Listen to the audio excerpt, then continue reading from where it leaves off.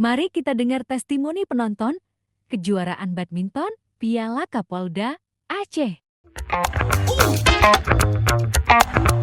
Halo, selamat pagi Kak Farika. Pagi Kak.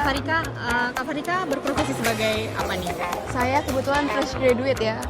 Fresh graduate. Iya. Jadi di sini nonton nih ceritanya. Nonton ceritanya, karena memang melihat Kapolda Cup ini kan dari kemarin antusiasnya luar biasa sekali gitu ya. Jadi kayak tertarik, oh sepertinya seru nih untuk ditonton. Baik. Jadi Kak Farika gimana tanggapan Kakak tentang Kapolda Aceh Cup ini sendiri? Wah seru sih, ini menarik dan terkesan Kapolda dan Polda itu mewadahi hobi-hobi dari anak muda yang ada di Aceh gitu. Apalagi ini kan seluruh Aceh gitu ya. Jadi bisa saling silaturahmi, bisa saling mungkin teman-teman yang di daerah-daerah bisa ikut berbaur juga ke sini.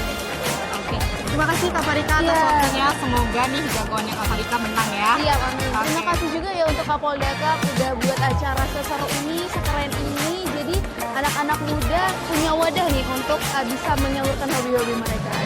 Terima kasih Kak Farika. Terima Selamat kasih. beraktivitas kembali. Iya.